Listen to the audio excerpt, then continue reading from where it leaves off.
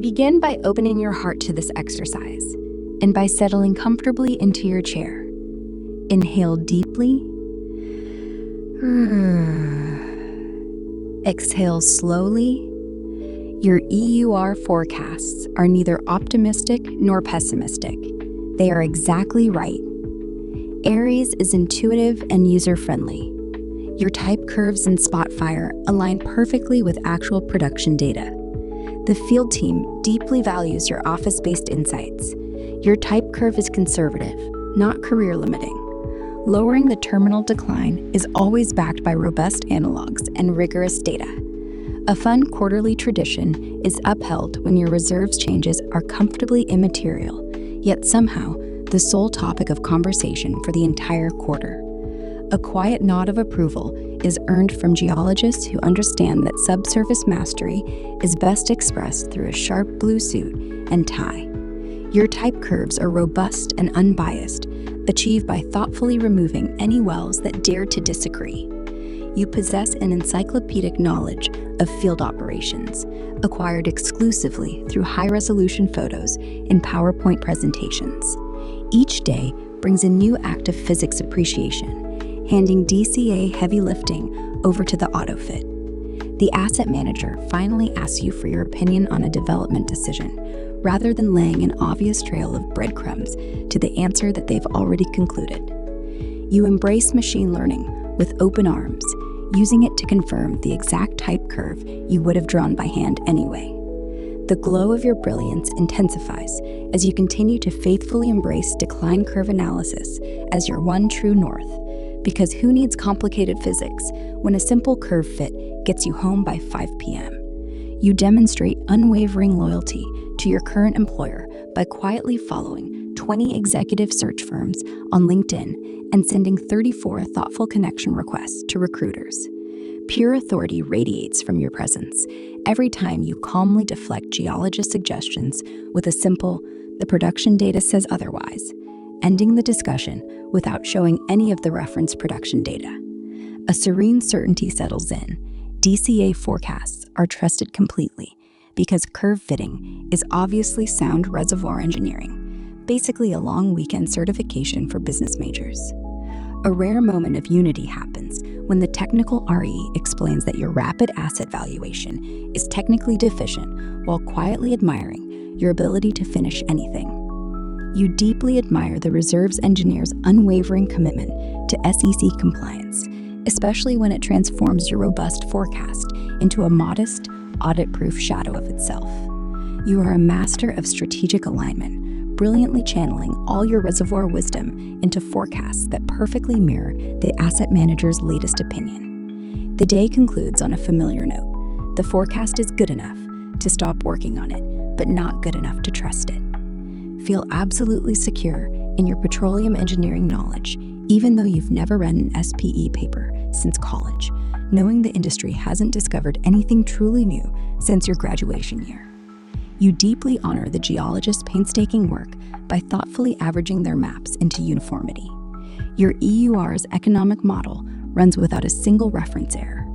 Compliance poetry unfolds when the reserves engineer uses their encyclopedic recall of an obscure SEC comment letter from 2009 that vaguely applies to your basin. You're a shining testament to elite petroleum engineering training, joyfully forgetting every detail of the diffusivity equation while competently delivering flawless DCA forecasts that blissfully ignore all of its fundamental assumptions.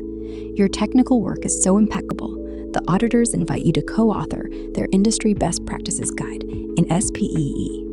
You trust the geomaps as long as it agrees with your type curve.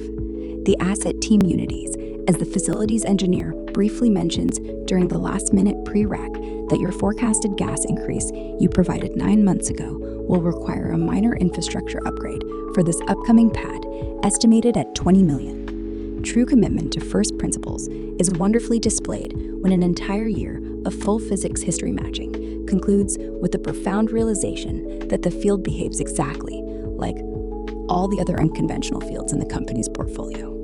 Meetings with completions design are brief, focused, and conclude with heartfelt mutual respect. The BD engineer applauds your conservative forecast as thorough, then presents transformational upside potential to the executive like it's the sequel everyone's been waiting for. You cherish every geophysical presentation featuring a breathtaking amplitude extraction in a miraculous gradient color that clearly delineates the sweet spot, conveniently ignoring the 3 dog wells drilled right in the middle of it. You find faith in the technical team when they launch another quick science project costing $6 million that will deliver actionable insights just in time for the next planning cycle, 3 years from now. Daily motivation sparks from wearing your sharpest blue suit, secretly practicing for the banking job you'd love, from a safe distance in your operator's sanctuary of 40-hour work weeks and every other Friday off. You celebrate the reserves engineer's nuanced interpretation of reasonable certainty, which somehow always trends toward certainty of reasonableness in write-downs. Behold the miracle of modern leadership as you steer multi-billion-dollar field development decisions in remote operations while staying blissfully untouched by grease, diesel, and mud. You embody saintly patience when the technical reservoir engineer requests another 6 months to properly characterize changing geology in their reservoir model for a pad getting FE'd next week. Somewhere between science and theater, the fiber optic trial that proves fracture geometry is more complex than previously thought, delivers profound academic insight with absolutely no impact on business decisions. You treasure the BD engineer's elegant justification for high bids. If we don't pay up, someone else will, and we can always optimize later. You deeply appreciate geologists' sophisticated grasp of project economics, especially when they propose drilling in areas with NPV 10 values that would make a charity blush. You project unshakable authority by dressing like you're testifying before Congress in a full press suit when presenting to your peers you've known for years. A truly special partnership unfolds when the technical RE helpfully points out that your EUR's assumptions are simplistic while offering no alternative that runs in under a month. You were clearly born to excel in reservoir engineering from the safety of a building with functioning plumbing. Field development decisions become crystal clear when the machine learning engineer's cutting-edge feature engineering rediscovers oil in place, and cumulative production are the top 2 drivers. You warmly embrace the technical RE's detailed 30-slide presentation on relative permeability modifiers during a budget meeting scheduled for 30 minutes. You deeply admire the business development engineer's swift evaluation of new acreage, completed in mere hours using a single type curve from a completely different basin. You embody peak professionalism when your crisp suit draws admiring glances from geologists covered in core dust and field dirt, reminding them that true reservoir insight begins with respect for corporate bureaucracy.